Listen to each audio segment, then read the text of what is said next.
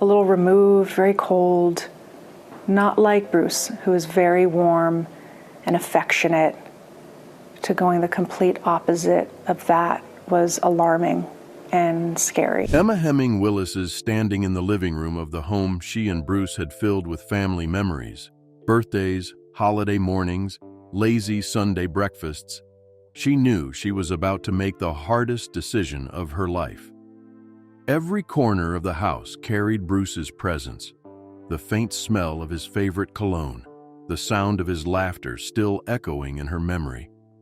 And yet, love demanded something more from her now. She wasn't moving Bruce out of their home because she wanted to.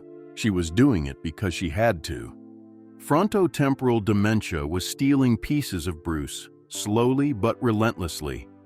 The disease didn't just rearrange his mind, it reshaped the lives of everyone who loved him. For Emma, that meant putting aside her own need to keep him near and focusing instead on his comfort, safety, and dignity. Sometimes, she confided quietly, the hardest choice is the most loving one. The idea of moving Bruce into a new space, a single-story home designed to meet his evolving needs, broke her heart. Yet it was an act born of devotion, not distance. For Emma, this wasn't goodbye. It was a way of holding on, differently, painfully, but with the same fierce love that had always defined their marriage. It was the tender but shocking reality. Emma Hemming Willis, wife of one of Hollywood's most beloved stars, was doing what love required, even when it felt unbearable. Bruce Willis was never meant to fade quietly. He was the man who gave us John McClane, the wisecracking hero of Die Hard, who faced terrorists barefoot and bleeding but never lost his grit. He was the charming hitman in Pulp Fiction, the stoic protector in The Sixth Sense, the leading man whose charisma lit up every frame. For decades, Bruce embodied toughness, wit, and resilience. He was the guy whose one-liners became pop culture scripture, whose voice, sharp, commanding, unmistakable, could fill a movie theater or melt a heart in a single scene. That's what makes his current battle so cruel. In 2022, whispers began to circulate that something was wrong. On sets, his timing slipped. His once effortless delivery became halting. Soon, the world learned the truth. Bruce Willis was stepping away from acting after being diagnosed with aphasia, a condition affecting his ability to communicate. By early 2023, the family revealed a deeper, harsher reality. Bruce was facing frontotemporal dementia. It was almost unthinkable. The man known for his sharp wit and unshakable presence, a Hollywood icon whose voice and words had defined his career, was losing the very ability to speak and connect in the ways the world knew him best. For fans, it was heartbreaking. For his family, it was devastating. The larger-than-life action hero was now fighting an invisible battle, not against villains on the big screen, but against a disease that steals memory, language, and identity. And yet, amid this silence, his loved ones clung tightly to the essence of Bruce that remained. His humor, his warmth, his spirit. The man who once conquered Hollywood was now teaching his family and the world a different kind of strength. In February 2023, the Willis family shared the news publicly. Bruce had been diagnosed with frontotemporal dementia. The announcement was raw and honest, a message not just to fans, but to anyone touched by similar struggles. FTD is not Alzheimer's, though it's often compared. While Alzheimer's primarily affects memory, FTD strikes at personality, behavior, and language. It erodes communication, reshapes relationships, and leaves loved ones grappling with a person who is both the same and irrevocably changed. For Bruce, a man whose livelihood and charm had always hinged on expression, it was a particularly cruel fate. Emma, Demi Moore, and Bruce's 5 daughters came together with remarkable unity. They weren't just co-parenting anymore, they were co-caring, presenting a united front of love and support. Publicly, they thanked fans for their compassion. Privately, they leaned on each other, creating a web of strength around Bruce. For Emma, the diagnosis wasn't just medical jargon, it was daily reality. She watched as the man she loved struggled with words, with comprehension, with the simplest exchanges. Their daughters, Mabel and Evelyn, asked questions too big for their young hearts. And yet, amid tears, there was resolve. "We wanted to bring awareness," the family said in their statement, "because FTD deserves more recognition." And awareness came.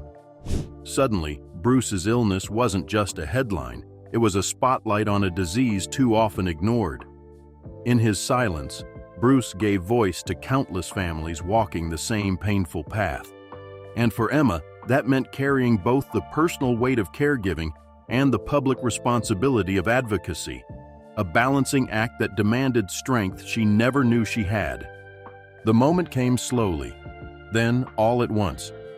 Emma realized their home, filled with stairs, sharp edges, and daily chaos, was no longer safe for Bruce. What if he fell? What if he wandered? What if the girls saw more than they were ready to see? She wrestled with the thought endlessly. To move him out felt like betrayal, as though she were abandoning the vows they had made. And yet, to keep him there was to risk his safety and their daughter's sense of normalcy. So, with a heavy heart, Emma chose love in its hardest form. She found a one-story home, quiet and secure, adapted to his needs. Wide hallways for easy navigation, safety features disguised as design, sunlit rooms that felt less like a facility and more like a sanctuary. It wasn't the family home, but it would be Bruce's safe haven. "I had to think of him, and I had to think of our girls," she admitted. "This was about protecting all of us, even when it broke me to do it." Friends urged her not to feel guilty. Experts reassured her that such decisions are acts of devotion. Still, the weight lingered. At night, when the girls were asleep, Emma allowed herself to cry, grieving not just the move, but the quiet shift in her marriage. Yet, when she saw Bruce settled in, calmer, more at ease, she knew. This was not abandonment. This was love evolving, reshaping itself around a disease that left no room for denial. Her decision became the anchor of their caregiving journey, proof that sometimes the truest form of love is letting go of what feels good to do what is truly right. The new house was not silent, but its sounds were different. Instead of movie lines and booming laughter, there were soft footsteps, the hum of medical equipment, and the gentle voices of caregivers moving in rhythm with Bruce's needs. Emma built a team around him, nurses who monitored his health, aides who ensured his comfort, therapists who encouraged mobility and engagement. They worked in shifts, creating a seamless circle of care. And yet, it never felt like a hospital. The home was warm, filled with fresh flowers, family photos, and the comforting clutter of everyday life. Emma insisted on this balance. "He deserves dignity, but he also deserves joy," she told friends. So the house echoed with small, beautiful moments. Their daughters brought him drawings, curling up beside him with bedtime stories, even when he could no longer read them aloud. Music, always Bruce's companion, played often. Old blues records, Christmas songs, the soundtracks of his films. Sometimes he tapped his foot. Sometimes he smiled faintly, the rhythm pulling him back to himself, if only for a heartbeat. Meals were shared at the table. Caregivers became like family. Demi visited often, blending seamlessly into the routine. Rumor, Scout, and Tallulah came with laughter, stories, and quiet tears they tried to hide. The Willis family, fractured by divorce years ago, now found themselves woven tighter than ever, bound not by fame, but by the fierce necessity of love. Bruce's physical health remarkably remained strong. He still walked, still held hands, still radiated the same sturdy presence that had made him a Hollywood action star. But cognition faded, words slipped away, recognition flickered. And yet, Emma reframed it all. To her, caregiving wasn't just loss, it was a transformation. It was love reimagined. The kind of love that showed up daily, quietly, without applause. "This is not the ending I imagined," she said softly, "but it's still a love story." Communication had always been Bruce's gift. His voice was a weapon, a comfort, a source of endless humor. Now it came in fragments, words swallowed, sentences unfinished. But Emma and the family learned new languages, a squeeze of the hand, a look that lingered, the way he brightened at the sound of familiar music. Even silence became a kind of dialogue, rich with meaning. "His brain is failing him," Emma admitted once, "but not his spirit." That spirit surfaced in unexpected ways. A sudden laugh at an inside joke only he seemed to understand. A protective arm around his daughters. A rare moment of clarity when he locked eyes with Emma and, wordlessly, said everything. Family gatherings changed, but they continued. Birthdays, holidays, Sunday dinners. Bruce was there, not always as the storyteller, but as the heart at the table. Friends adjusted too. Conversations slowed down. Expectations shifted. What mattered wasn't what Bruce could say, but that he was still present, still part of the moments that defined their family. For Emma, love became less about words and more about presence. She often reminded herself, and others, that connection wasn't gone, just different. Where once they had exchanged witty banter, now they shared quiet companionship. Where once he spoke volumes, now he conveyed love with the simplest gestures. It was a reminder to everyone around him. Love doesn't disappear when words do. It adapts, finding new ways to speak. For Bruce's eldest daughter, Rumor, the weight of his illness carried a unique ache. On Father's Day, she shared a message that struck hearts everywhere. "I wish I had asked you more questions," she wrote. "I wish I had written down your stories, your advice. I miss your voice. I miss your hugs."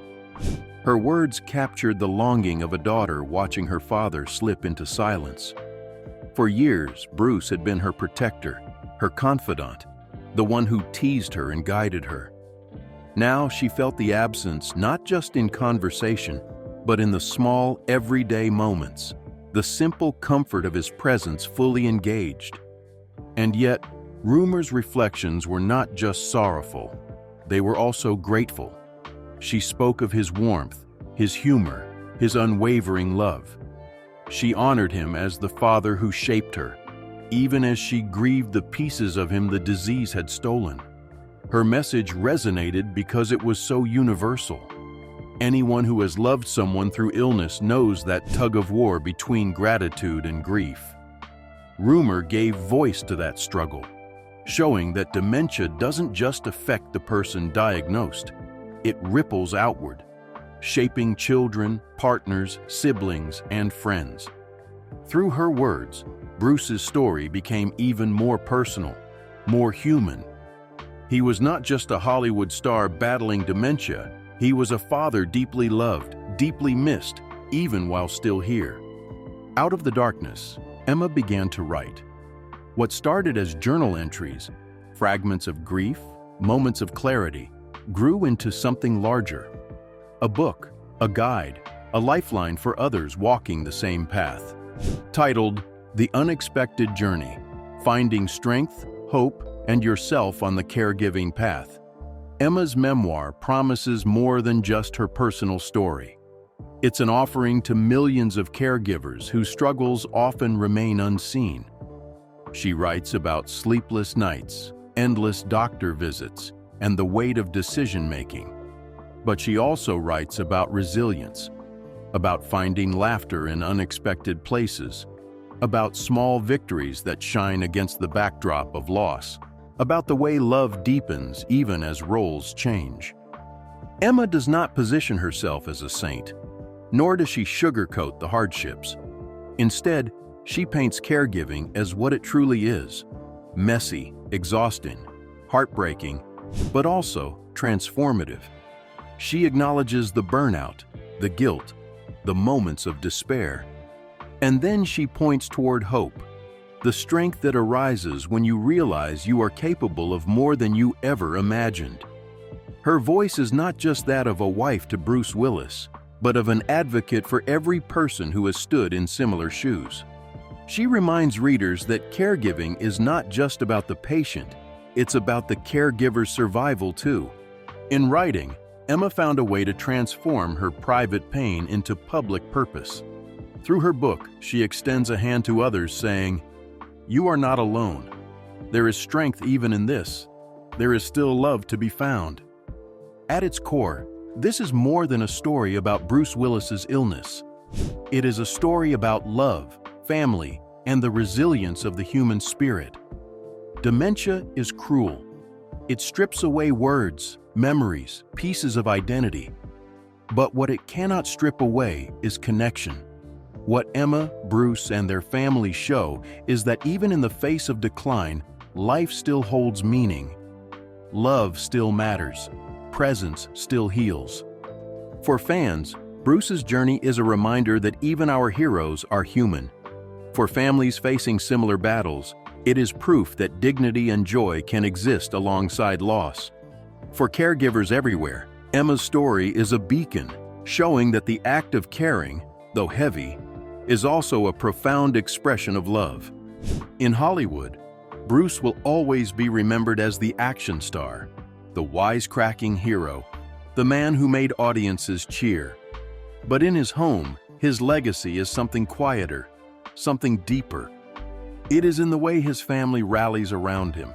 It is in the way Emma holds his hand, choosing love again and again, even as circumstances change. In the end, the story of Bruce Willis and Emma Heming is not just about illness. It is about life's fleeting nature, the fragility of time, and the strength we find when love is tested. And perhaps the most poignant image of all is this: Emma by his side, their fingers intertwined, facing a future neither expected, still walking together, still choosing each other, still proving that love endures even when words are gone.